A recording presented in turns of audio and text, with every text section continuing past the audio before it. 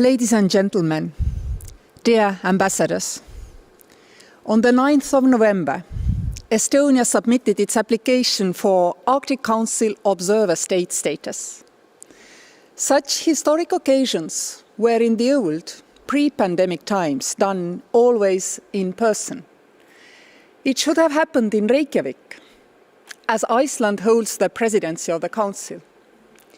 We submitted it, however, in a manner fit for time of the pandemic and well familiar to Estonians before, virtually. Digital development and climate change are two phenomena that know no borders. They happen always, by their nature, globally.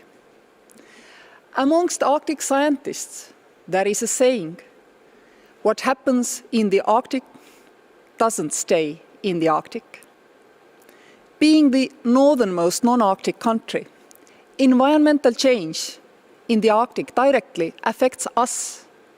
We do care. We do care. Our long-term polar research experience, clean technology innovation, knowledge of smart technology, and attention on the indigenous people can contribute to the sustainable development of the Arctic. The Arctic is the fastest warming area on the planet. The floating sea ice cover of the Arctic Ocean is shrinking fast. Today, we can no longer say that the Arctic is warming at roughly twice the rate as the entire globe. It is already warming at 3 times the global rate, and even faster in some areas. 2020 is no exception. We continue to see records that no longer surprise scientists. Record-breaking heat over Svalbard in Arctic Norway, record-breaking heat over Siberia in Arctic Russia that caused massive wildfires, collapse of the last remaining ice shelf in Arctic Canada. We see the beginning of a new area in the Arctic. Arctic summer sea ice could disappear within the next decades. There has been a lot of discussion over the possibilities this offers. But the better we understand the devastating potential effects of the changes in Arctic to us all globally, the more concerned we all should be. Global warming or environmental change does not stop in the polar regions. The consequences are felt through the atmosphere and ocean and rivers further away. Understanding the complete picture of the ocean-atmosphere ice system teaches us how to solve environmental challenges. Moreover, the melting of ice has opened up all new horizons of study in the Arctic. Bioprospecting, genome technology, microbiology, warming polar areas, melting permafrost and ice will bring unknown microorganisms back to life. New bacteria and viruses might give us answers about the future of climate change, but also pose a threat to our health.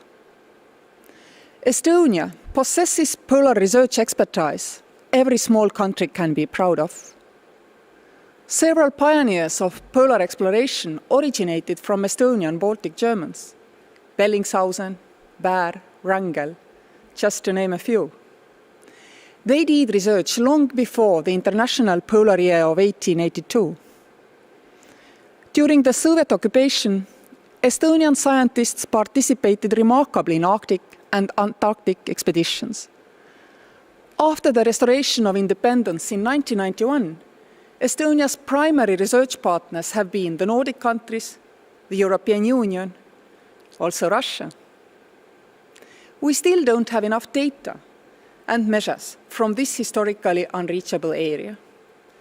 Climate models have not managed to keep up with the speed of shrinking sea ice and accelerating melting of glaciers. Extensive fieldwork campaigns are the best means to gather new expertise. Coordination on international level is most effective and environmental friendly. We here in Estonia really admire the way how in Arctic Council nations are able to put away their differences of opinion, differing understanding of progressive societal models, and work together. Work together to understand, to preserve, and therefore serve humanity. Estonian scientists participated amongst 40 research institutes in the Damocles project, an integrated ice, atmosphere, ocean monitoring and forecasting system designed for observing, understanding and quantifying climate changes in the Arctic. Recently, the Mosaic expedition returned to its home port. The expedition was following the idea Fridtjof Nansen had 127 years ago, letting nature itself be the navigator to cross the North Pole. The results from this largest polar expedition in history will provide us with many important answers in the near future. Arctic countries are fit to lead the development and implementation of clean technology. There are challenges endangering the Arctic. For example, plastic pollution that is gathering there due to the atmosphere and ocean circulation. There are about few hundred clean technology enterprises operating in Estonia in the fields such as energy, biofuels, and materials technology, all ready to be part of the solution. Dear friends, while the Arctic has relevance to all of us, it is everything for the indigenous peoples who call it home. They need sustainable environment in order to continue independent life in the Arctic, in their Arctic. While being remarkably adaptable to environmental change, they need help to adapt even better. Maybe Estonia is able to contribute to better adaptation hand in hand with modern development of society and technology. Reaching out to people who live in remote areas is, after all, the essence of Estonian digital society. We feel this benchmark might also support better opportunities for the indigenous people, also make them better equipped to deal with environmental challenges. Who knows, they might actually need quick pre-warning systems up there. There is knowledge to rely on. For many decades, one of the focal points of cooperation between Estonian ethnographers, linguists and folklorists with their Finnish, Russian and Hungarian colleagues has been the indigenous peoples of the Ural Mountains, Siberia and Far East. The world's largest genetic database of Siberian people is located in Estonia. This could contribute to genetic research, personalized medicine, prevention and treatment of diseases. Estonian geneticists, human geographers, and social scientists have general competence, and this competence is at your disposal. The Arctic Council is a cooperation format offering a platform for deeper collaboration on environment and science. Member states have demonstrated willingness to cooperate on practical topics, despite geopolitical rivalry. I believe cooperation in science and environment can be enhanced, and it will facilitate dialogue in other areas as well. And finally, us not traveling to Reykjavik for filing our application to become the observer at Arctic Council may have been a sad occasion of not being able to meet many friends over there in Iceland. But I believe that if we sustain the best part of what we have learned over the last year, it will also be good for environment and Arctic climate. And this is, to forge friendships, you must get together. But to sustain them, very often virtual meetings can replace and supplement them easily. The more we embrace and preserve teleworking, the happier Arctic, among other places on this earth, we do get. As pandemic has demonstrated, 30% of jobs can be done from afar. Saving all this commute cannot but benefit our environment in long term. But it will only happen if we grab the opportunity and make this part of pandemic shock actually sustainable. This takes some smart policy development, but I am sure all governments eager to save our planet are now very ready to think about that. With this, I wish you all a nice afternoon of teleworking. Thank you.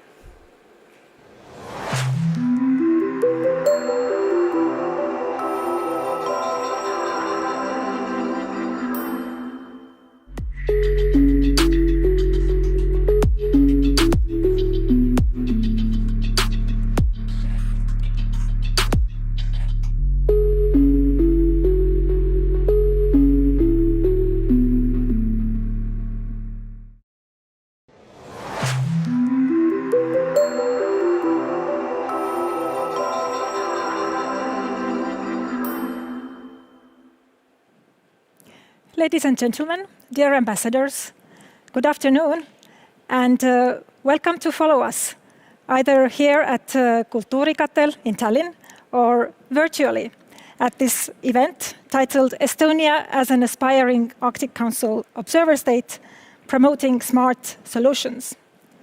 Thank you very much to President Kersti Kaljulaid for her inspiring introduction to this event. Indeed, Estonia has just submitted an application to become an observer state at the Arctic Council, and it is keen to make use of the experience and expertise that Estonian scientists and companies have in the Arctic region, and is keen to contribute to smart and sustainable development of the Arctic region. My name is Kersti, and I am very happy to moderate the discussion today. And now it is time to introduce our keynote speaker, Marc Lanteigne, who is Associate Professor of Political Science at the Arctic University of Norway, and has deep knowledge of the Arctic region developments. Marc will join us virtually from Tromsø in Norway. Marc, the Arctic is a region that is fragile. At the same time, it is rough. My question to you is, how does the Estonian vision and Estonian approach to the Arctic region seem to you? Is it relevant? And what do you think Estonia can contribute to the work of the Arctic Council? Thank you. Thank you very much, and thank you, everyone. I'm very pleased to be here, and just wanted to quickly send greetings from Tromsø.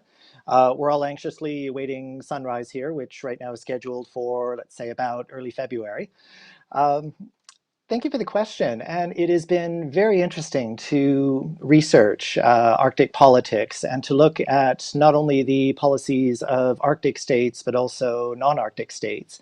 That have developed over the past few years a very extensive Arctic policy agenda in the areas of scientific cooperation, in the areas of communication, education, dealing with the environment, but also dealing with the multiple challenges facing the population of the region.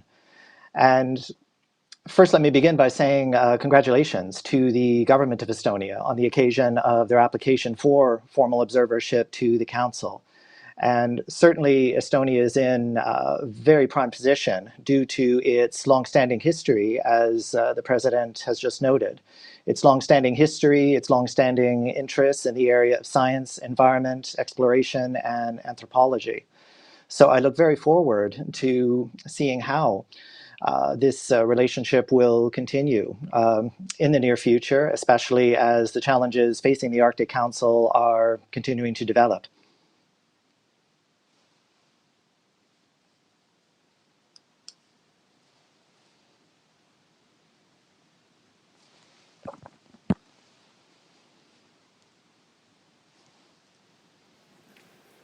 Marc, do you still hear us? Yes, pardon me. There was a bit of an audio issue. Can you hear me? Yes, very well. Thank you. Okay, thank you. Okay, so next year the Council will be celebrating its silver anniversary, and this is at a time when the circumpolar north has become a focus of global attention on levels that have not been seen in decades. But today the organization is facing two interconnected challenges, with the first being how to address the myriad effects of climate change and the resulting environmental shocks facing the Arctic and its diverse peoples. The evidence has continued to appear in abundance as to the cumulative effects of diminished ice on land and sea, including changed weather patterns, the effects on both flora and fauna, as well as on the lives and livelihoods of the approximately 4 million people who live in the region. The second challenge is based on the commonly repeated maxim, which was noted by the President, that what happens in the Arctic does not stay in the Arctic. And so in the past decade, there has been a greater policy focus on the far north, not only from Arctic governments themselves, but also from parts of the world close to, but also much further from the Arctic. There's been the understanding that the changes in the far north, what the region is experiencing, has had significant environmental effects regardless of borders, on parts of the world far removed from the North Pole. And at the same time, this maxim can actually be turned around, given that what happens outside of the Arctic does not stay outside of it, as evidenced by the problems of external pollution, including waterborne plastics and black carbon emissions, to name just two, which have confounded the region over the past few years. The global effects of the COVID-19 pandemic have also not spared the Arctic, and this further underscores the shared vulnerabilities in the region. Thus, there is a vital need to learn about, to educate, and to inform the international community via all types of media about the challenges the region is facing and their connections to the wider international community. And Estonia is one of the countries which is in a prime position to do this. The Arctic Council was created at a time when there were many questions about environmental change in the far north. But at that time, so we're talking almost 25 years ago, a lot of these concerns were hypothetical rather than actual. But in many cases, that is no longer the reality. Since 1996, the Council has sought to become a nexus of information gathering and of local cooperation to understand and to respond to specific environmental threats within the framework of both international law and developing global norms. At the same time, the widening maritime space in the Arctic Ocean has prompted efforts by the Council to promote safe and sustainable economic activities, to reduce noise pollution, for example, and to advocate effective responses to emergency situations. The Council includes 8 Arctic state members, working with 6 Indigenous peoples organizations with permanent participant status. There are also almost 40 observer entities within the Council, including 13 formal non-Arctic government observers, including intergovernmental and non-governmental organizations, all of which have brought both their support and their specific areas of scientific expertise, ranging from climate science to biology, geology, climatology, anthropology, many ologies for the benefit of the organization. Some of the observer states are barely a stone's throw from the Arctic Ocean, while others sit right at the equator, and many are in between. And this further demonstrates that the definition of an Arctic stakeholder has become considerably more complex in recent years. So the Secretariat of the Arctic Council is based here in Tromsø, and it's been here since 2013, acting as both an organization hub and as a vital source of regional data. While the chair of the Arctic Council rotates on a biennial basis between the 8 members, Iceland currently holds that position, with the baton being passed to the Russian Federation next year.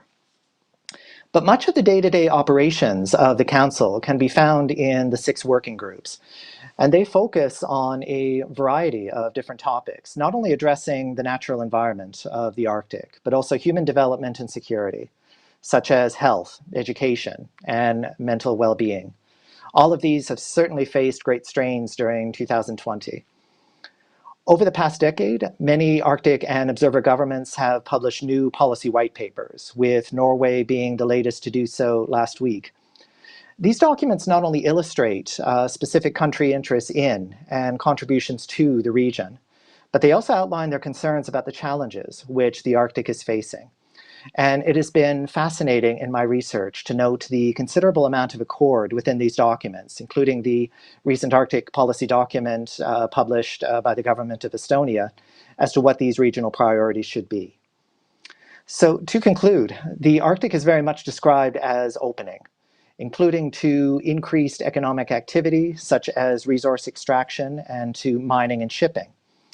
And that's all well and good, but there's also the understanding that with that opening up is attached a great deal of additional regional and international responsibility, which is now being much more widely acknowledged via the work of the Council, certainly, but also through a variety of other organizations, as well as institutions and individuals within the Arctic and outside. And this is certainly where Estonia has distinguished itself greatly in the past few years because of the fact that much work that is being put forward to promote understanding of the Arctic is taking place through non-Arctic states, including Estonia. Therefore, while the array of risks to the Arctic have widened since the time of the Council was founded, the spaces for education, cooperation, and understanding about what is happening in the far north and what solutions could be found to these problems are not hard to find on both sides of the Arctic Circle. Soraita, Tusentak, take care, and thank you very much.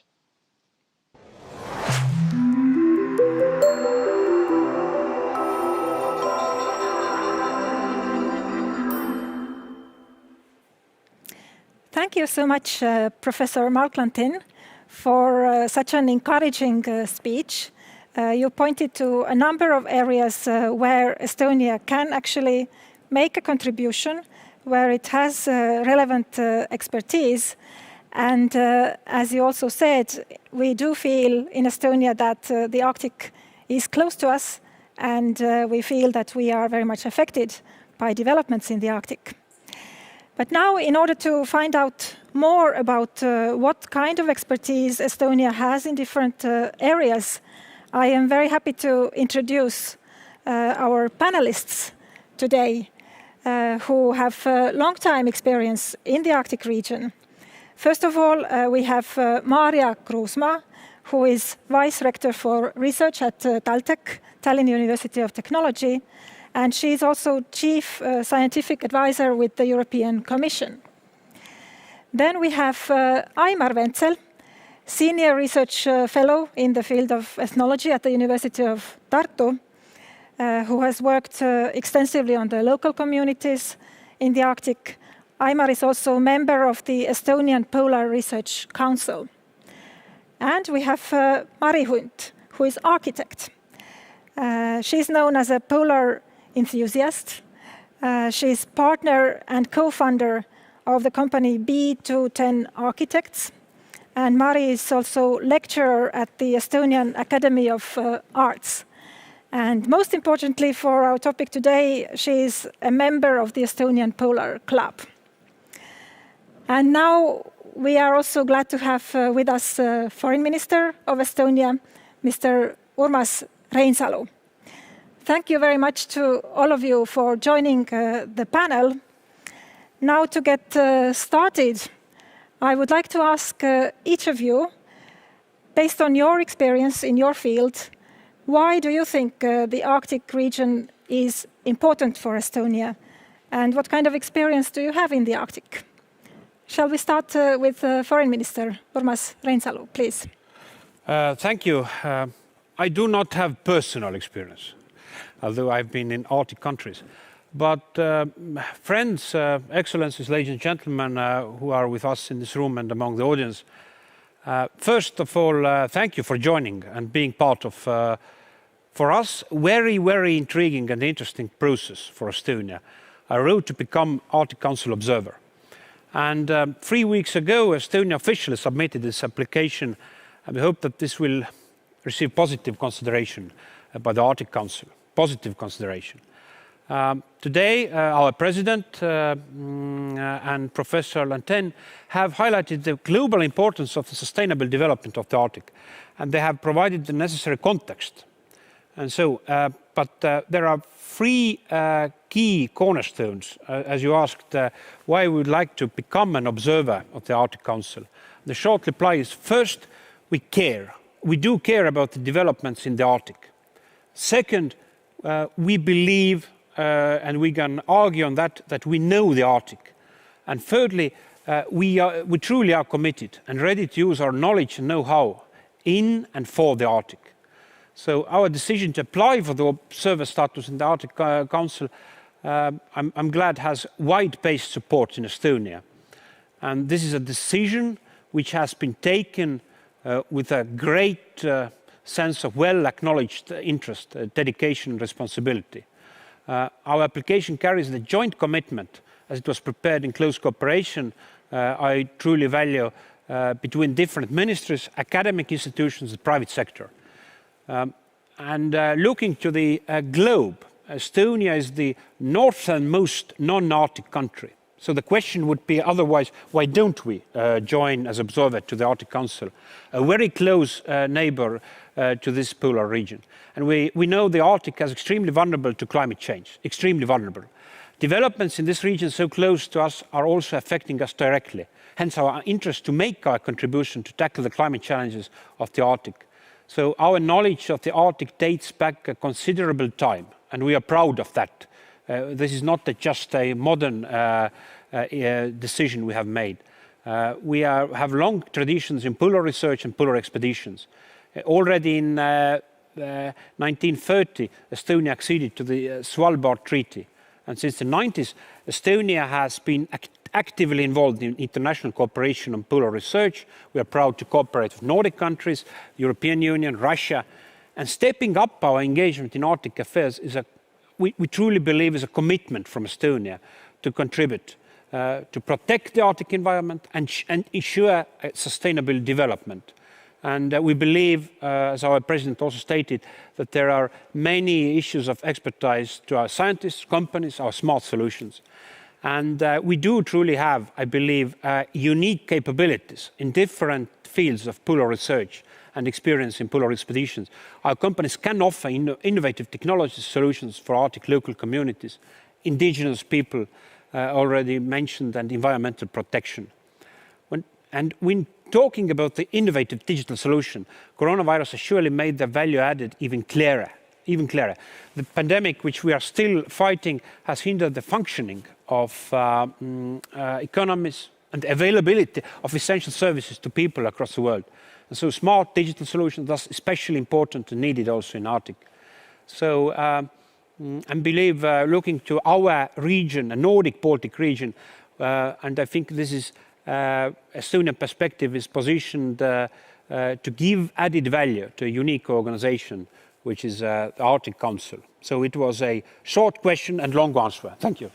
Thank you very much, Minister. And smart solutions, technology has been mentioned a lot of times already.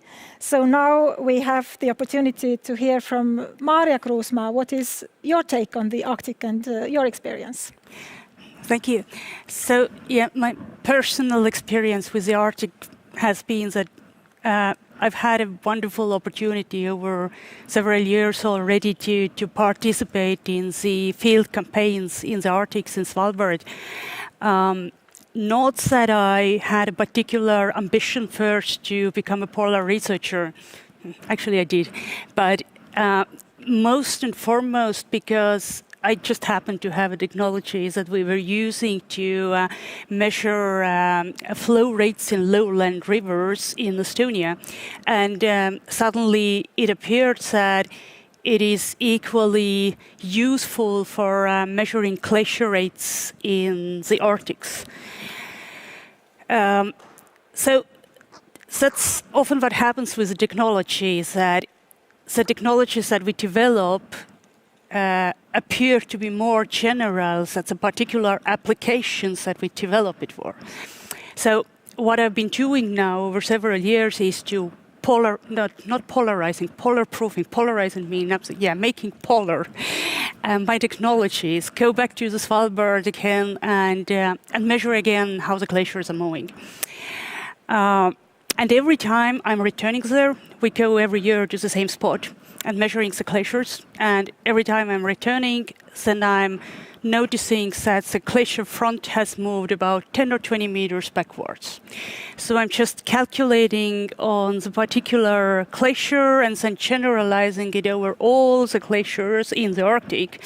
And it's kind of becomes crystal clear for me that it's a huge amounts of meltwater that we are talking about. So why would Estonia be concerned about Arctics? Well, if all this water is melting, this is very much my personal problem. This has very clear impacts to the sea level rates. It has very clear impact to the economy. It has very clear impact to the people habiting the Arctic, but also the people living elsewhere. And this is why I see that there is kind of a mutual interplay between what can we do to Arctics and why this in turn will influence us. Thank you so much, especially for explaining so vividly what climate change in the Arctic actually means and how you can observe it. Now we turn to another researcher from a different field, the field of ethnology. So Aimar Ventsel, what is your take and experience in the Arctic region? Yeah, good afternoon, ladies and gentlemen, Your Excellencies. I have pretty long personal history in the Arctic, mainly in the Russian Arctic. I started my field work as a social anthropologist somewhere in the mid-90s.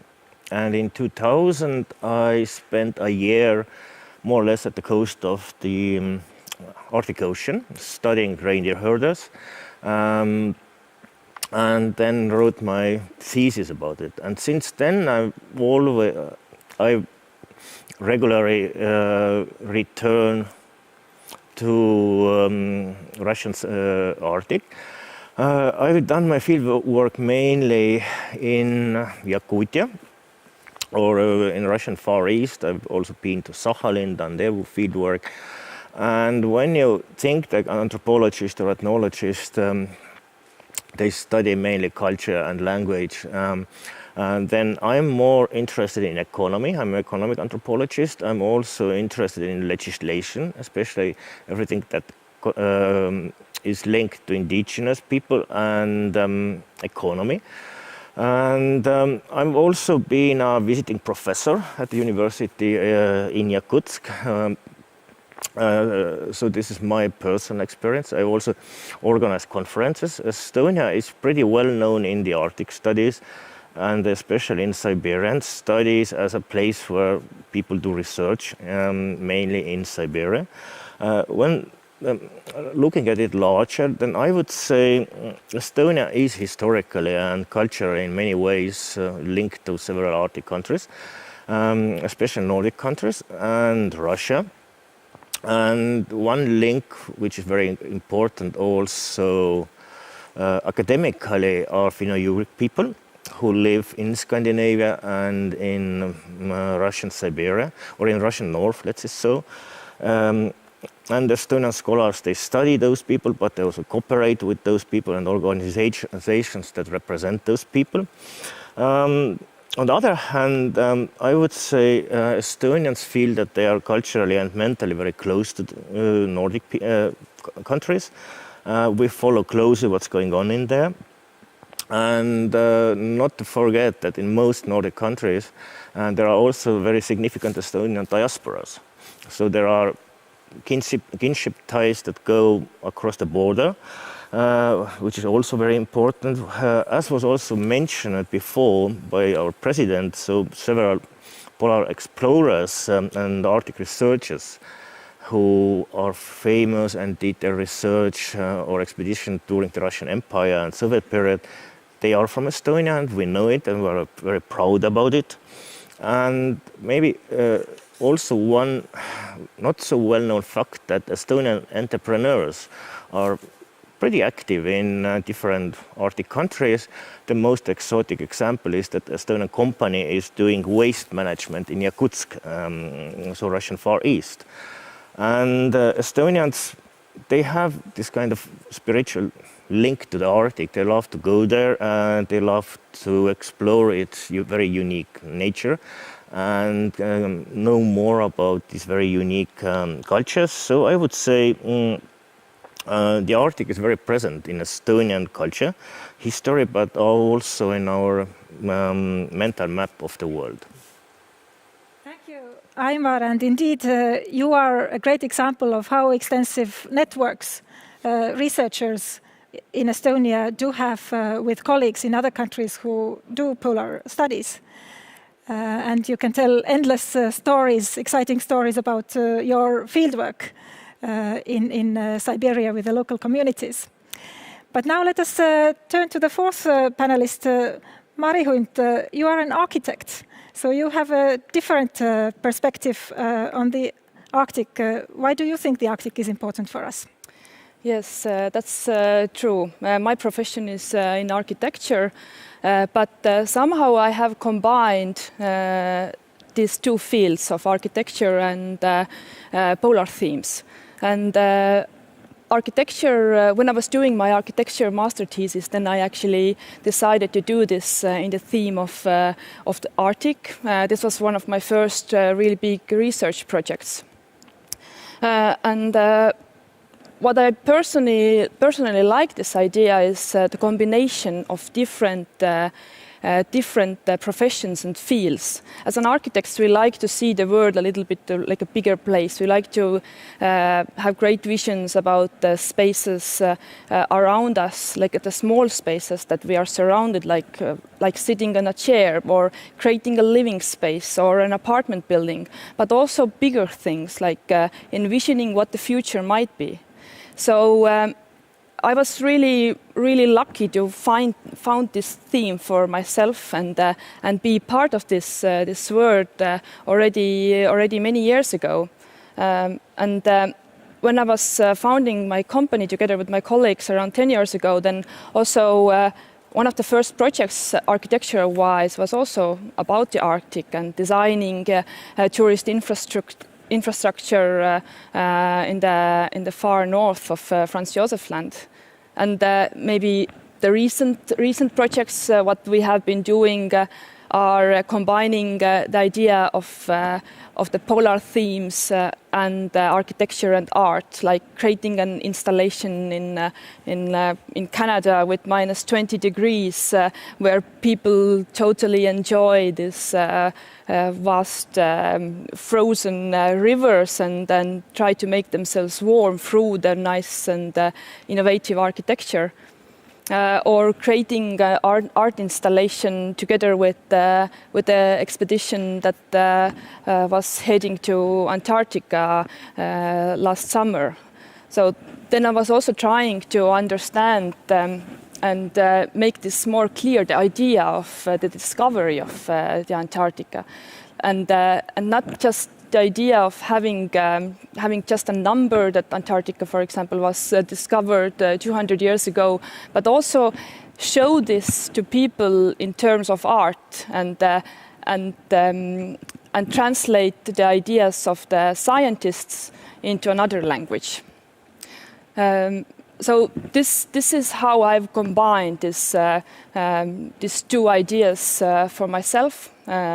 And thanks to that, I've been also involved with the Estonian Polar Club.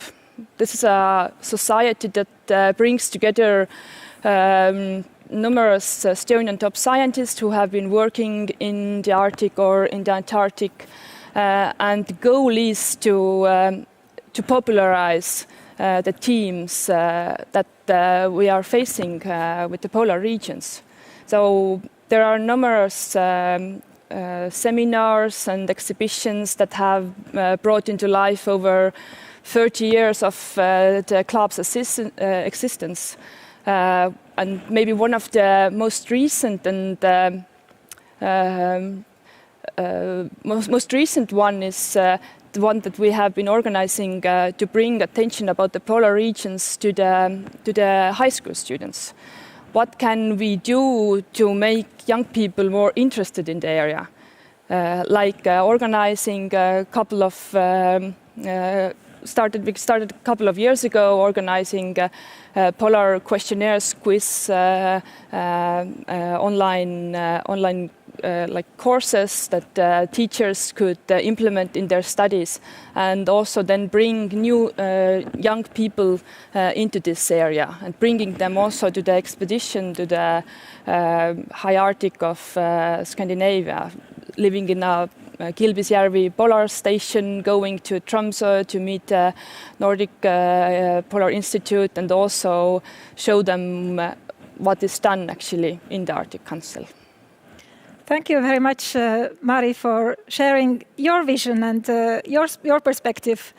As we can see in this panel, we have indeed in Estonia people in different fields who feel truly inspired by the Arctic region and are dedicated to working with it. And in a moment, we will take a closer look at how they see the potential contribution in future of Estonia to the Arctic development.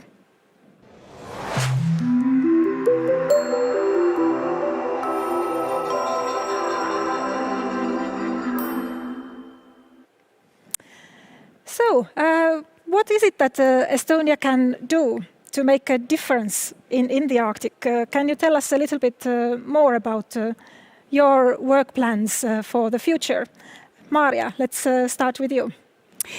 The very general question regarding research in Arctic seas, very simple and very, very difficult at the same time. We need data. We need data. We don't know much about this region. It's a huge, huge region, and we have very little data about that. So this is a very, very complex system of glacier dynamics, sea, ocean dynamics, ocean circulation, sea ecosystems of the Arctic. And at the moment, we measure so little data in Arctic that sometimes it's as good as not measuring at all. It's just too little to make any generalizations about that. And of course, when you have the data already, the next question will be how to analyze this data, how to make models. This is what researchers do. They model the processes and then they make predictions about the future. So this is where I see I could give my personal contribution first and foremost, but also where Estonia can give a contribution in general, just to bring that data home. Thank you. Yes, this is a very concrete contribution indeed. Now let's turn to Mari. What are your plans for the future in the Arctic? Yes, your question was about the challenges. So as an architect, we see a lot of challenges building in the Arctic. So yes, there are of course climate challenges and building on the permafrost and the lack of building materials and also the lack of services and spaces and so on. So as an architect, I would like to build. That's my dream and my goal.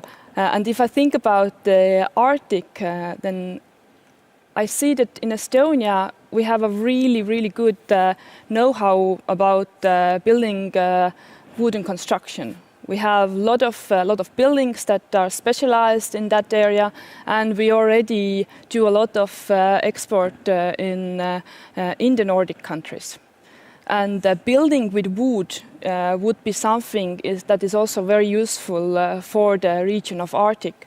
We have lots of thermal questions. Wood is a very good and strong material, and we can implement the industries and the technologies that have here already very, very well based on. So we have like over 260 companies that are specialized in wooden construction, 40 of them that are doing prefabricated housing.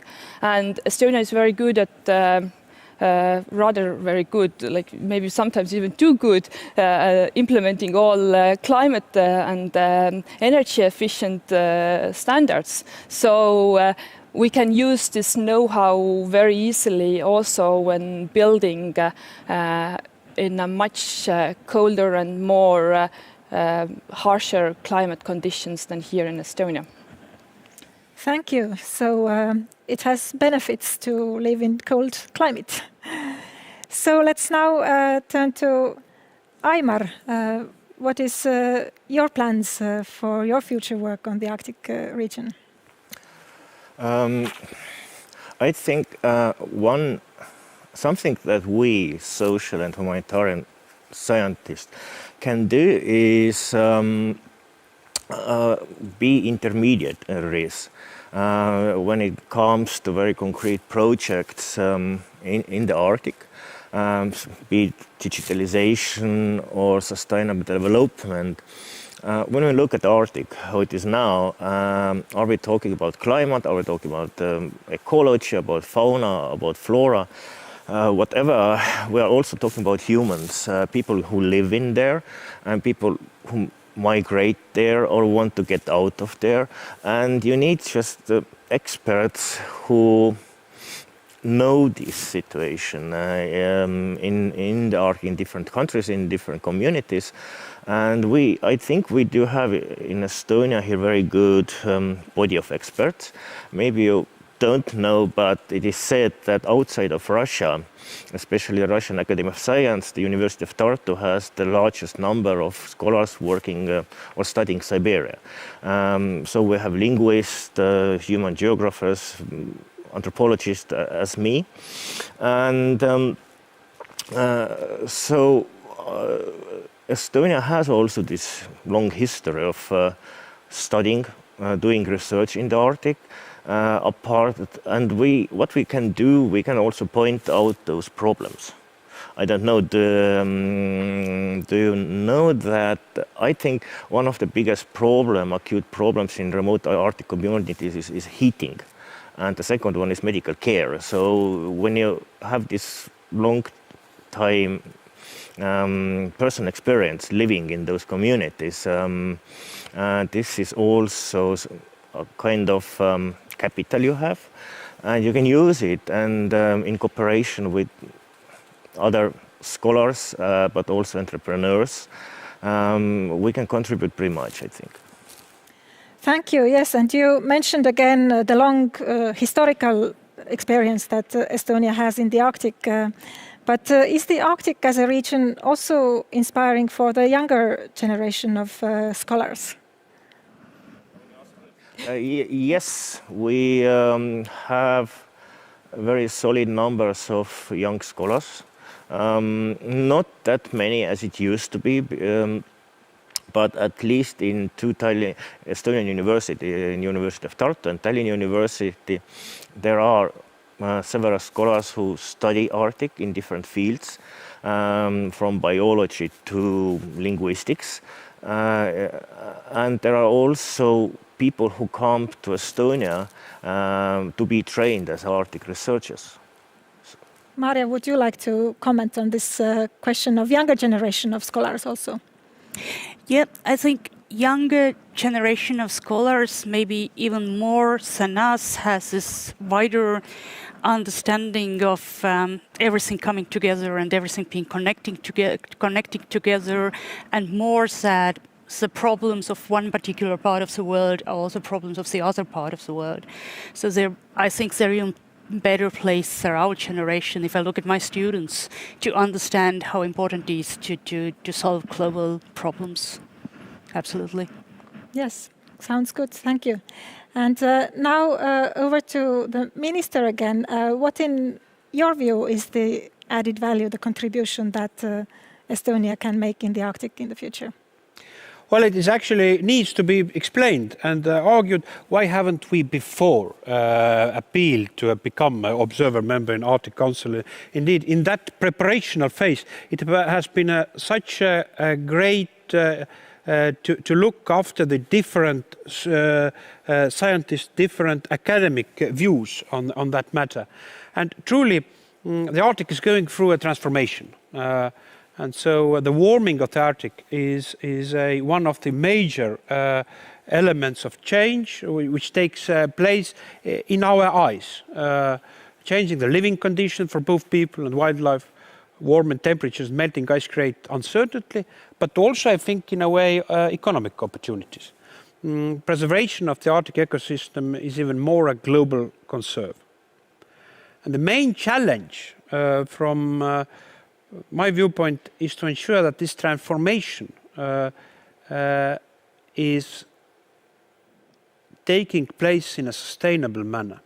And Estonia has proven that when it comes to smart and sustainable solutions, the size of a country making a share is irrelevant. So actors in the Arctic need to strike a balance between, on one side, economic activity and preserving the environment while offering opportunities for communities to improve their standard of living. And by saying that we need eco-friendly connections and inventive solutions, eco-friendly. In Estonia, I would be proud to say that we have the experience of implementing smart solutions by both private and public sector. And eStonia was created as a joint effort of both sectors. Our tech companies have quite a unique know-how and solutions we could share also in our role to develop the sustainable way Arctic future. And we can make a good use, I believe. And our export-oriented companies, already now, they have given a good input also to our pledge to become observer members and what kind of output suitable for Arctic conditions they can facilitate to a greener economic model also in the Arctic. And most of these companies in Estonia, which do have a headquarters in Estonia, are active in shipbuilding, clean technologies, maritime information systems, fishing, transport, logistics. And so, it was already mentioned our scientists' expertise as social scientists, anthropologists, but also nature scientists to give expertise on vulnerable ecosystem of Arctic. And it could be of great use. I truly believe that. We are great enthusiasts of that appeal and adventure. And I hope we do have a value to share with other participating countries in Arctic Council. Thank you. So now you finished by mentioning the Arctic Council. Maybe you can tell us, Minister, a few more words about what specifically Estonia would like to contribute to the work of the Arctic Council. There are a number of working groups focusing on different fields. And of course, it has been emphasized here before that international cooperation is hugely important in the Arctic, and the Arctic Council is the main venue for that. Yes. The first question is, do we share the values of Council? And the declaration principles, founding declaration principles. And my clear and full answer is positive. Yes, we do share fully. Surely, I believe observers could be a great role in widening the Council reach and bringing outside expertise to its service. And so I can imagine, or we are enthusiastically believing that capable observer is in itself a valuable asset. We are going to be active in that role. And the expertise Estonia has in Arctic matters, together with its smart solutions, as I'm repeating to say, smart solutions, allows us to give added value in the Arctic Council working groups and through engagement also with the permanent participants. And the first I would mention is indeed digital solutions and thus stimulating also by digital operational capabilities local businesses and the economy of Arctic sphere in general. And we do have direct practical experience to offer, tested in our everyday life, also recently during the harsh times of coronavirus context, that the digitalization of particularly public services could be a holistic approach. Literally 99% of our public services are digitalized and online. And so good e-governance system is beneficial for everyone, but I think it is particularly helpful in countries and areas with low population density, as Estonia appears also to be, and particularly Arctic region is.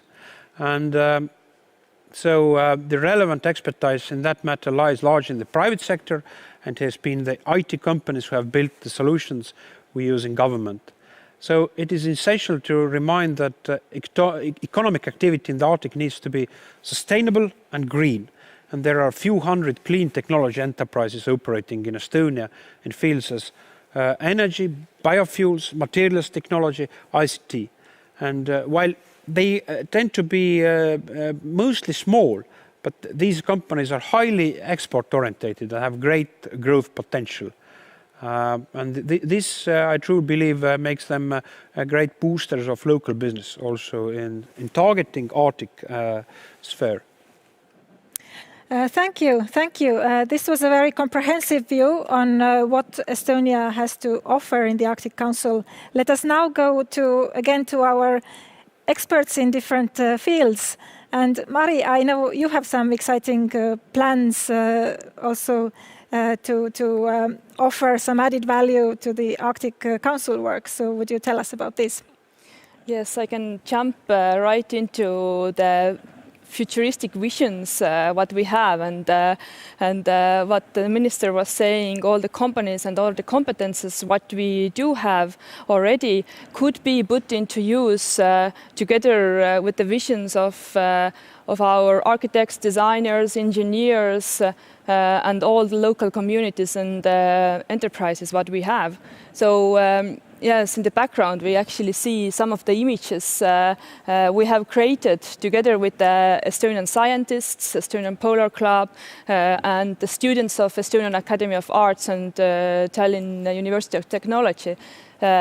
This was something that together we envisioned that what could the future be like if we could design something also in the far north or in the far south, somewhere in the vast cold wastelands. So there were so many different ideas, either to design something small on a floating ice sheet, or in the mountains of Svalbard, or is it some small polar station, like a small scientific unit, or like a bigger community center. There were so many different ideas, and what was very nice about was that the students were all so keen about the idea. Like we are all used designing here just around the corner, and of course we do enjoy that as well. But to do something a little bit further away and understanding the context also here in Estonia is extremely important. And now being talking about these ideas also with the Estonian polar community and different entrepreneurs, it would be really nice to have a new platform to take these ideas even further and design something more tangible than just these paper cut and laser cut and metal printed models. Thank you. And your work shows how important it is to have a smooth interaction between science and entrepreneurship. So how does that work out in practice? It seems to work very nice, but maybe you can tell us a little bit more about this interaction. Yes, the interaction at the moment has been to combine, for example, with this project, to combine different ideas. As being based in one university, we contact with other universities. We have all the community of polar scientists. Of course, Estonia is very small, and that's the question, that we are so few. But this is also our advantage, because thanks to that we are so small and we actually do almost everybody. We know each other. So it's very easy to find this common language and start co-working together and really creating this interdisciplinary feeling in between different areas. So it's not only about polar scientists who are working by themselves. It's also a bigger community of entrepreneurs and artists and you name whatever we need. So this is what I really like about being part of this community here, and also bringing this feeling and understanding to others. Thank you. And now over to Aimar. You have also mentioned some entrepreneurs already in your previous interventions. You are an anthropologist yourself, but you also have this broader take on how different sectors support each other and are engaged in working in the Arctic. So can you say something more about the added value that Estonia can bring in this way to the Arctic Council? Yes, I would say so. It's very difficult to see or deny any value Estonia can actually bring to the Arctic Council, and also people who live in the Arctic. When we look at, let's say, problems people face in the Arctic, then Estonia can is able to provide solutions in many respects. So when we look, for instance, at the Russian or Canadian Arctic, we have hundreds of very remote villages who are living like small islands in the middle of nowhere. And these places, at least in Russia, I know it personally, they have their own difficulties, starting with communication systems, starting with access to the banking system, the medical care, and so on and so on. What we also can provide is certain modern know-how to make, let's say, hunting or fishing more efficient. And I believe Estonia does have all this knowledge. There is only this sort of aspect that we have to tailor them, these technologies, to fit them for the needs of people who live in the Arctic. And here I would say, yes, Estonian humanitarian and social scholars, researchers, they can provide this know-how. They can help to adapt these technologies, and they can, as I also said, they can also point out where are those problems that need solutions Estonian can actually help with. Yeah. Yes, thank you. And Maria, now what is, in your view, the most important added value that Estonia can bring to the Arctic Council? Well, as a researcher and technologist, I would, of course, tell it's a technology. Can I give a short personal story? So, a year ago, a biologist approached me and wanted me to design a fake penguin egg. I know penguins live in Antarctica and Antarctica, just to make sure. But it's actually appeared to be more of a challenge than I first thought, because that was a device that was supposed to operate under very, very extreme temperatures. And as I mentioned earlier, the application could be very, very particular and very peculiar, but the technology could be very general. So this is actually a very general definition of the problem that we are facing in Arctic. We need to develop technologies for low temperatures, ice and snow and dark, which means dependable, fault-tolerant, resilient systems. So that's the area of technology. Fault-tolerant, dependable, resilient system. So imagine, for example, sensor networks that can work over the whole polar night, left with their own devices for months and months in extreme temperatures, delivers the data. So imagine a little bit more devices that could diagnose themselves, self-repair themselves, optimize their energy consumption. Because in the end of the day, as I said, what we need is data. And we need data from places where we never ever have measured before. Now you've been asking, this is just for research, what could we do for enterprises, for companies, for indigenous people? Same things there. Those devices, this technology has to operate in these conditions. Fishing, shipping, medical support, everything. So that's a area of technology I think we've been very good in Estonia, and Arctic actually it's not just a thing where we can offer our solutions, but it's also interesting to find an environment where we could even push our technology even further. It's a wonderful testing ground for me. I would also like to ask you, what is the role of international cooperation in your work? This field of research is very much international, and so what is your role of international cooperation? Is everything. Like everything is international in Arctic. Yeah, I mean, when I go to the polar station, it's a place where I can speak simultaneously all the languages that I know, and it's a nice place to be because it's really researchers have used to work internationally, and this is such a natural thing to do, and that's actually something we never question. So it's just is that way. So the knowledge that we offer to the Arctic region and Arctic Council is not particularly Estonian in a way. It is something that crosses the borders. We have no strengths. As a technologist, I would say the technologies that also other panelists has emphasized certain technologies that we're really very good in Estonia, and other nations have other strengths.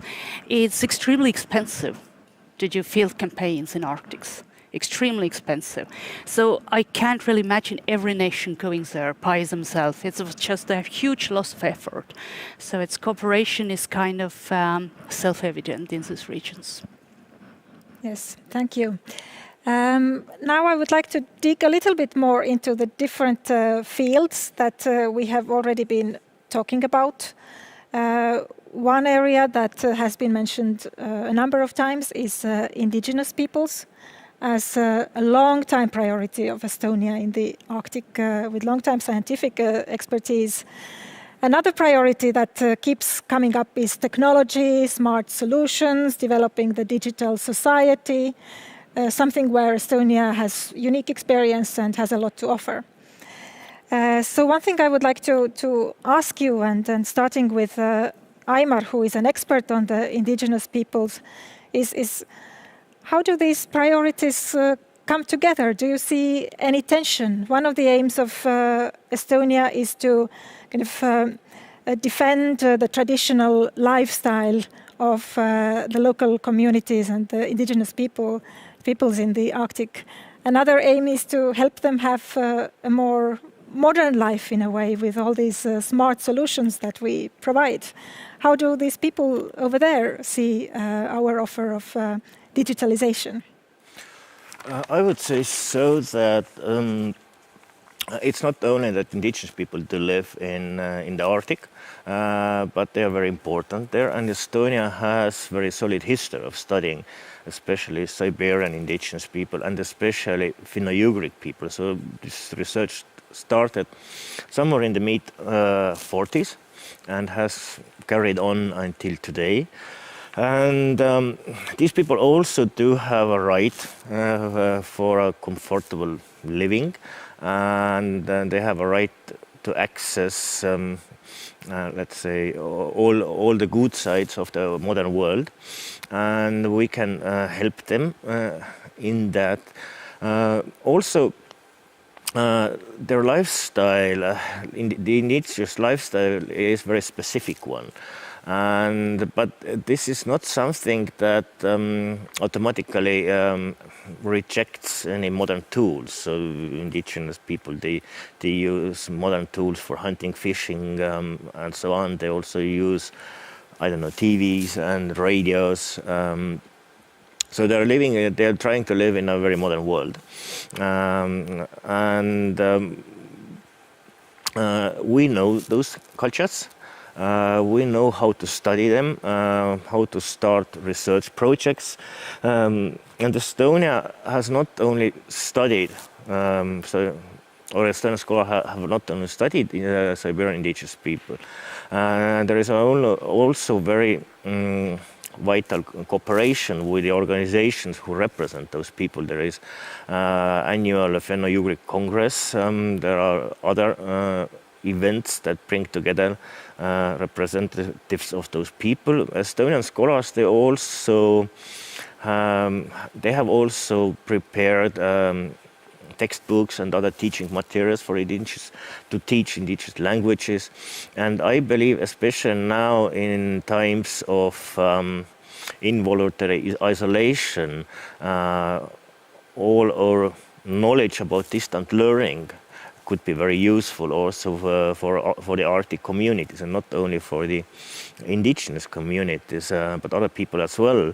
So I see a long list of topics Estonia can be very useful, both for indigenous and non-indigenous people who live in the Arctic. And you also share this assessment we have heard before, that actually the current COVID crisis might give a further push to helping to bring these modern solutions to the Arctic. I pretty much believe yes, because I've followed let's say what's going on in the Russian Far East, in those small remote communities, and they were for a very long time, let's say, untouched by COVID. But once the virus got into those communities, then the situation turned very catastrophic. So now we have people on the island, like settlement. They cannot escape. They have to communicate with each other. The lifestyle and the economy in those places is, let's say, based on a physical work. You cannot do most of what you have to do during the day. You cannot do it on a distance regime. And I think our digital medical care, diagnostics, how to share information among medics, I think that could be very useful in this situation. Thank you. Now, Mari, this question of bringing together the local communities' needs and then modern solutions is also something I think you have been thinking about a lot. So what is your view on this? Yes, of course, thinking about local people, but at the same time also thinking about the nature. As we know, Arctic is huge. So there are huge areas of land that are populated, some areas that are populated, but huge areas that are actually just empty. And there is this beautiful, pristine landscape, what actually needs to be preserved. So with the growing public interest and economic interest, these all areas are actually under big pressure together with the local community. And some of the areas that I've been personally in contact with, for example, Franz Josef Land, this consists, for example, about 200 islands, and only few of them are inhabited, like for the scientific or meteorological services or military base. And in these islands, you can actually understand what is this kind of really protected and untouched nature. So how can we be really conscious about what we are actually doing in the Arctic? Do we actually need to get everywhere and do something to help people or to help nature? Does the nature actually need any help? Maybe we just have to keep ourselves a little bit back. So thinking about responsible tourism and how to do maybe less than more is also a very, very important question. Thank you. Now I would like to turn to Minister Reinsalu again. How do you see the priority of supporting indigenous peoples in Estonia's approach to the Arctic? I think the key word for Estonia is respect, that the voice of these peoples needs to be heard. And secondly, their traditions, they have a right to keep their traditions as they want. And our track record comes back to the generation after restoration of our independence, where in the family of United Nations we have supported as a priority the fund and forums of indigenous people. And our Estonia has a strong portfolio, which was mentioned by Emma, actually, of studying particularly Fenno-Ugric indigenous people in the territory of Russia in that direction. And actually, because of coronavirus, the Congress of indigenous people, of Fenno-Ugric people, was actually postponed. Hopefully it will take place during next year. And what I believe is that what we could do is also, the one thing is to help to study how to keep the traditions. But second, what is also important, how to give also a practical deliverables, how they could be able to in a way to keep their traditions, but also to improve a quality of life. And I think a delicate, and one of the most delicate opportunities is indeed digitalization in that matter. That they could these communities could also allow better solutions to the healthcare, to the study, to the education, which was mentioned before. Thank you. So healthcare seems to be one of the important priorities mentioned by many of you several times as something where the digital experience of Estonia is particularly useful. But now, Maria, how do you see this interaction between the different priorities that Estonia and other members of the Arctic Council have in the region? Do you see any tensions between different aims and priorities? I do see a little bit, just seconding to what the minister just said, that people living in these regions also have right to preserve their way of living, and they also, as Albert was saying, have the right to modern life at the same time. So there is one kind of attention. Another tension is, well, I know I'm running a risk of almost sounding ridiculous, because a stereotypic Estonian answer to anything is that let's make it digital. But in a way, I think it is a solution at that point to offer our digital services. But there is a peculiar thing with the interplay between technology and society and a person, individual persons, that probably with the technologies, one size doesn't fit all. Maybe the technologies that we are very proud of here in Estonia that fits our lifetime, our culture, our way of living, is almost perfect for that. Doesn't necessarily have to be that for somebody who is living in high Arctics. So for us, I see it's a very interesting challenge here to see how flexible we can be actually to understand this interplay between these two worlds, technological and the human world. Thank you. Yes, very important point. And I would like to get back to Aimar, because you have been actually traveling a lot to the Arctic region and spending time with the local communities over many years. So what is your perspective? What has changed in the life of the local communities during the time that you have been studying and following them? What kind of changes you can observe, and what do you then expect also looking to the future? I would say so. The main change is that you see that people are actually very eager to adopt new technologies. So there is no contradiction when we talk about indigenous people and indigenous culture when they use modern technology. So all the means of this mobile communication, mobile phones and internet is when it is possible, people use them. And I see also how this improves their living standard. For instance, when few decades ago, in order to buy something, you had to fly to the city, and that was very expensive. People couldn't afford it. Now you can order a lot of things in the internet magazine.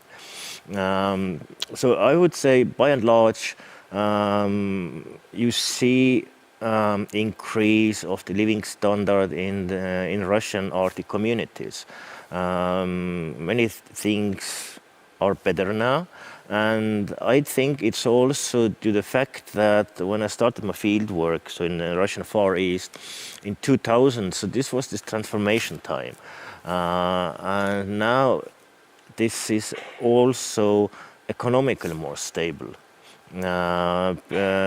People have better income, can afford more to improve their living standard.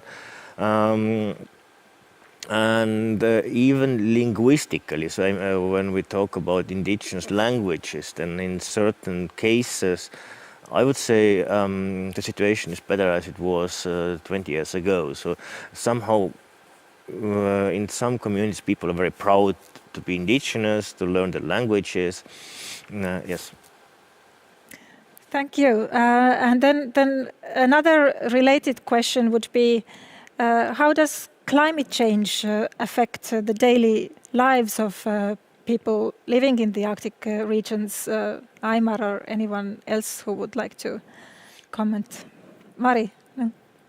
Okay, it changes very directly. For instance, and this is more the case for hard science people. We here think that when the climate gets warmer, then people will have a better life, but it's not so, because the whole lifestyle is founded on these climate conditions. And for instance, what is now a huge problem in the Russian Arctic is the navigation. So it used to be longer, so basically you ship in everything needed for the next year during the summer, starting from the fuel and the construction materials to the food and so on.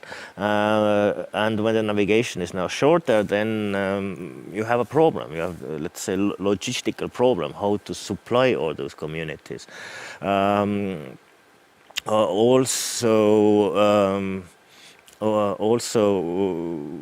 the flora and fauna has changed. So the way birds and animals migrate, that has changed, and this also affects traditional economies pretty much, and economy at large.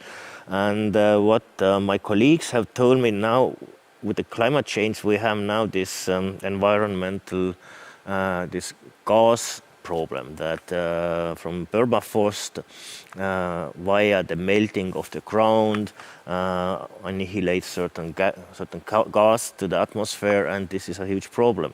And plus, of course, we have all those wildfires, which I think are not only linked to the ecology, but there is certain, let's say, social side of these wildfires, local traditions that cause those wildfires,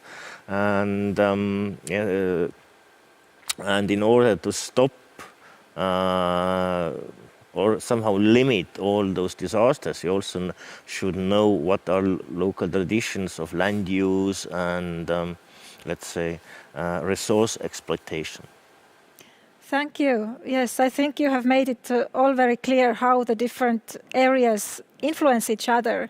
Our concerns about the climate change, what are the opportunities brought by technology, how the lives of local communities change.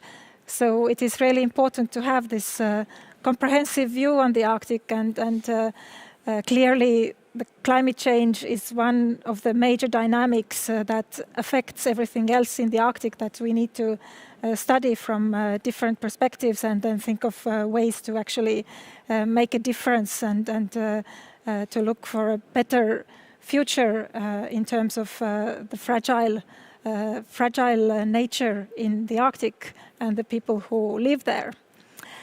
But now it is time to move on to our final conclusions. So I would like to ask each of you now to sum up this question. Why do you think Estonia should be accepted as an observer to the Arctic Council? And if there is anything else that you would like to say in your final remarks, now is the opportunity to do so. So let us start with Mari now, please.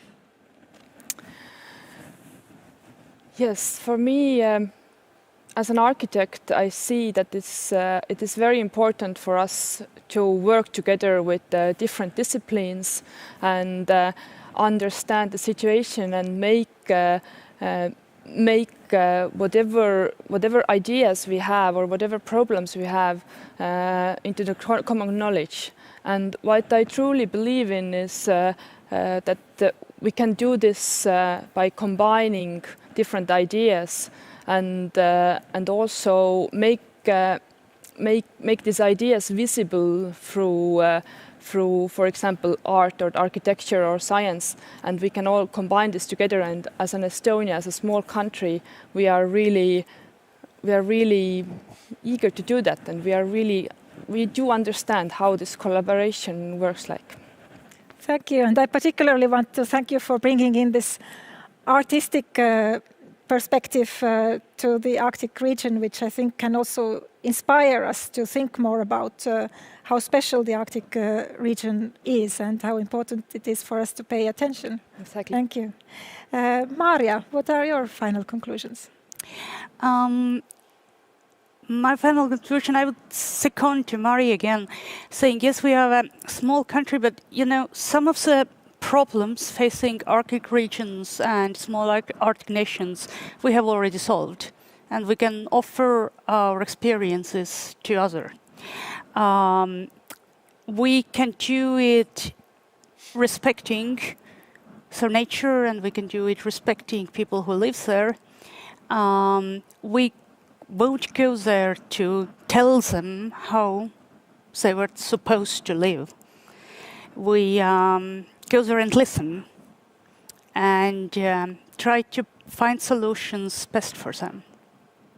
Thank you. Yes, this is also something that we have heard a number of times today, that I think as a small nation we do have this good understanding that we need to respect the local people, and we need to indeed listen to what their needs and their expectations are. Thank you.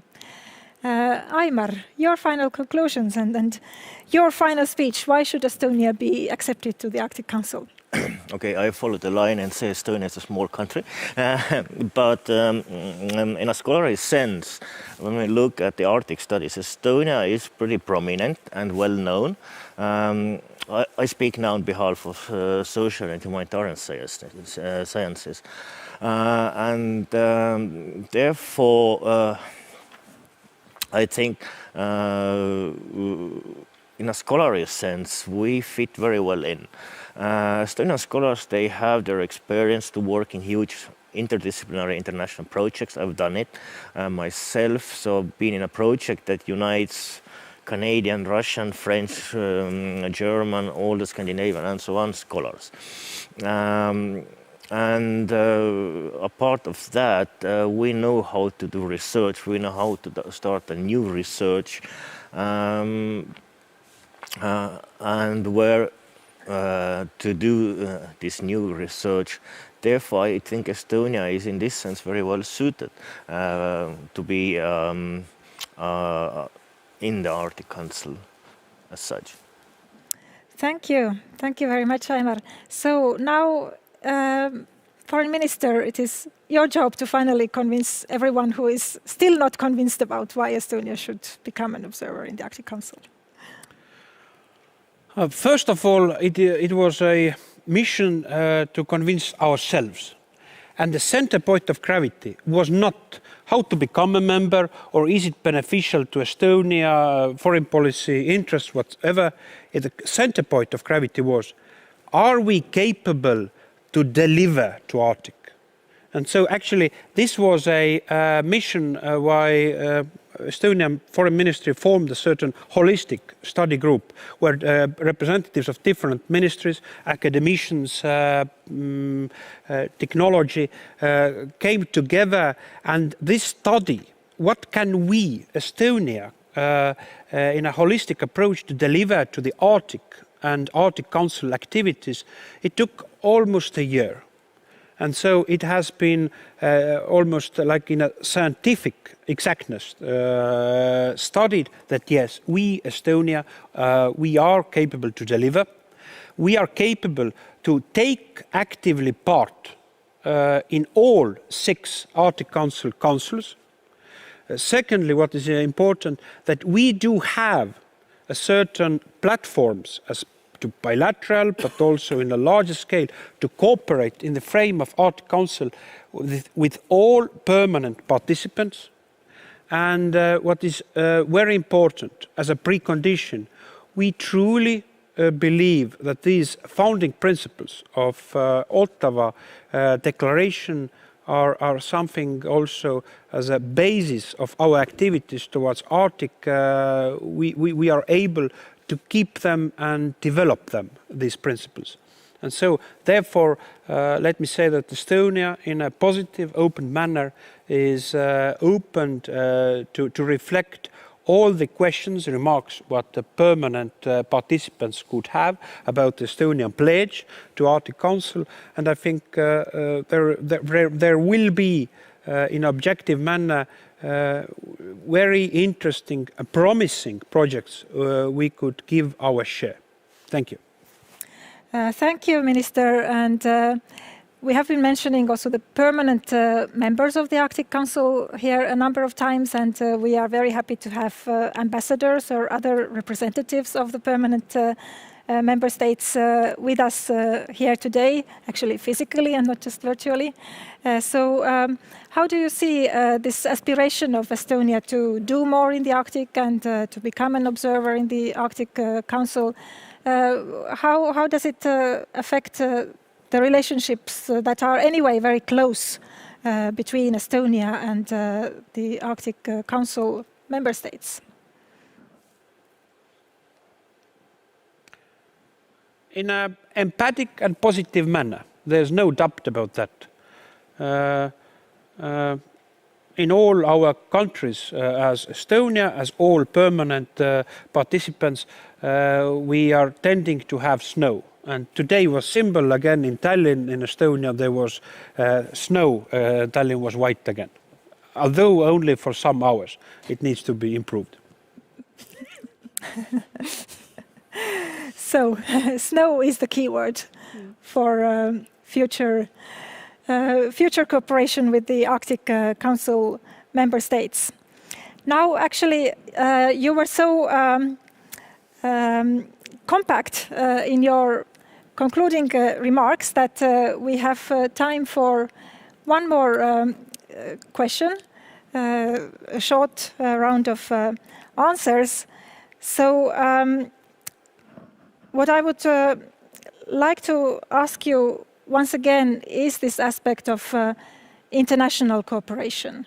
I mean, is the Arctic a special field where, in spite of the growing geopolitical tensions that we see globally and also affecting our region, we see their impact also in the Arctic?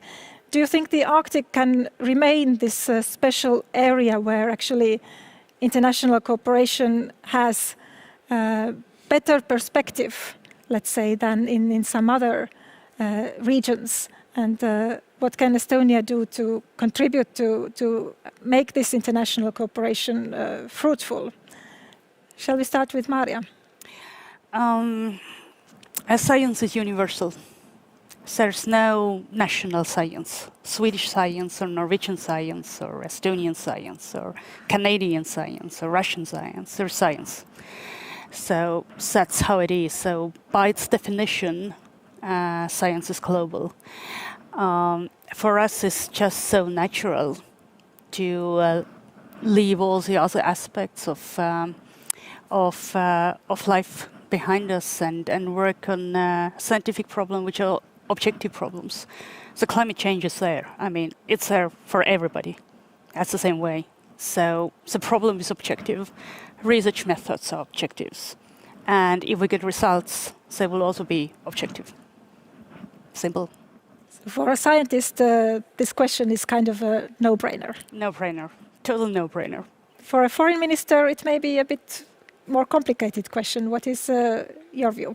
No, I would not try not to be naive, but I believe that actually, as this organization, Arctic Council, is in a way could be also a very positive platform because it is so issue-orientated, as a practical cooperation-orientated platform, which gives opportunity to cooperate with all member countries, with all observers, in a very objective basis to get something done, to create practical deliverables. And this is a certain way we in Estonia are ready to cooperate in a in a fair, objective basis with all members to achieve something with the issues which are priorities and challenges to the Council. Thank you. So, Aimar, what makes the Arctic special as an area of international cooperation? Okay, let's see. So what makes Arctic very special at all is that Arctic is a very tough place. And another thing is any human activity in the Arctic is very expensive. And therefore, I think we can make like the positive, something positive out of it, because people have to cooperate. Otherwise, it will be more expensive.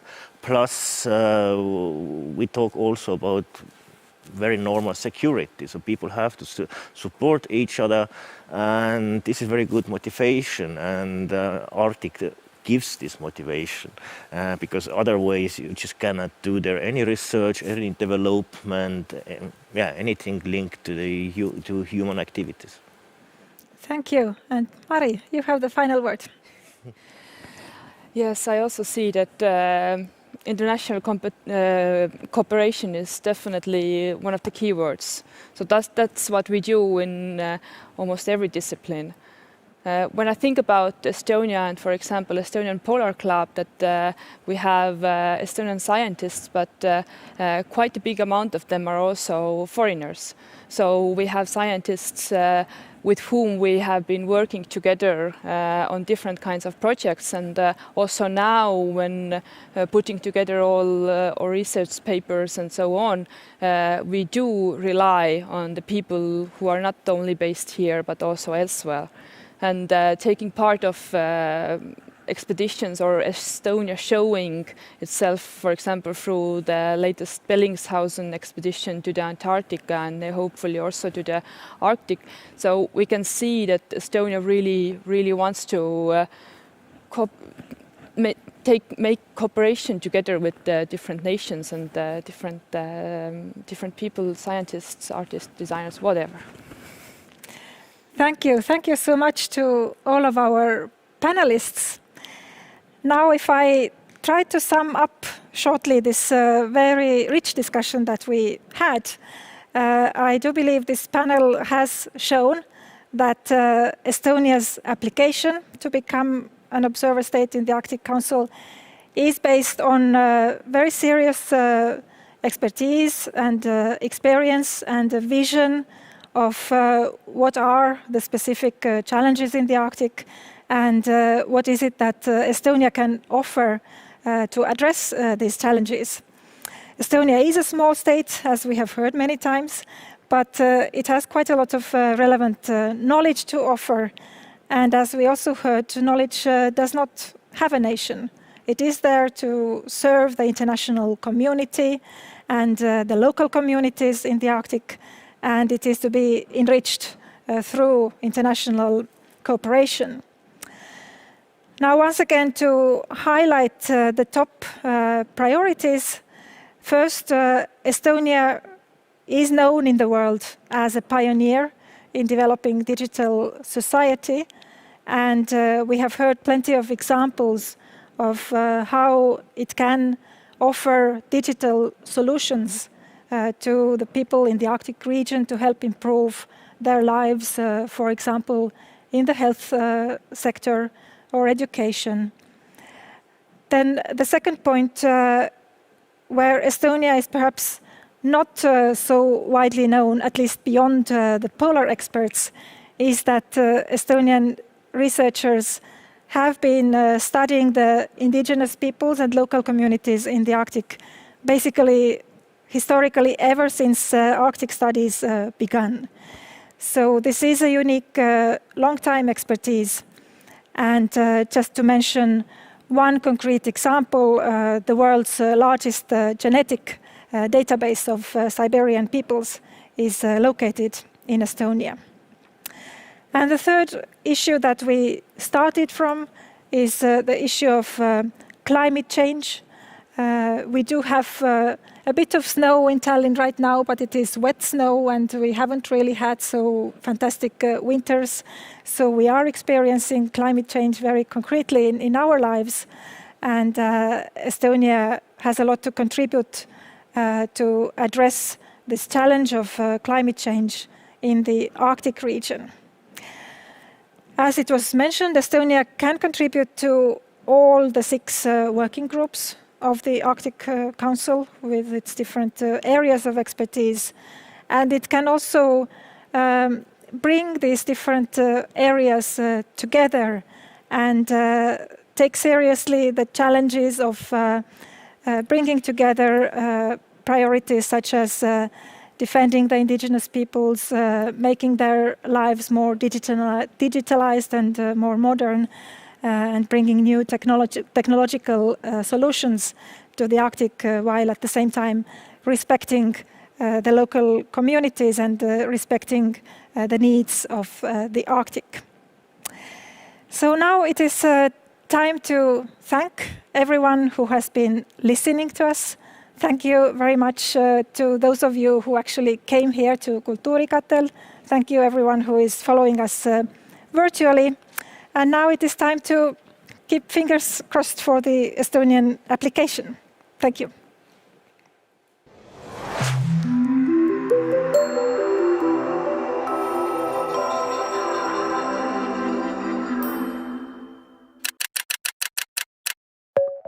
Estonia, a small Nordic country, started building a digital society about 2 decades ago.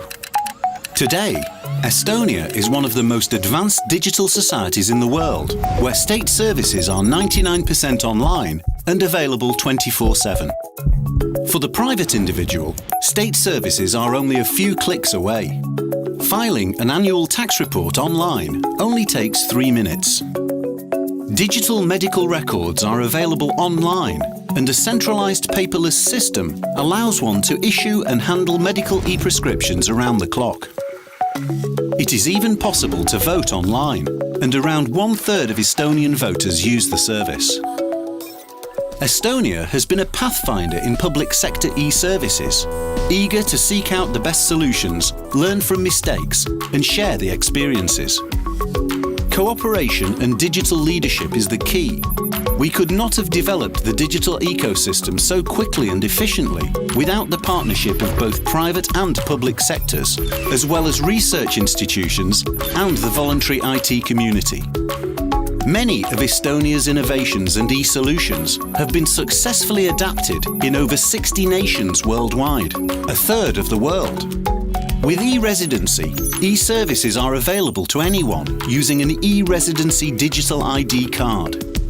We aim to adjust to the future, moving basic services into a fully digital mode.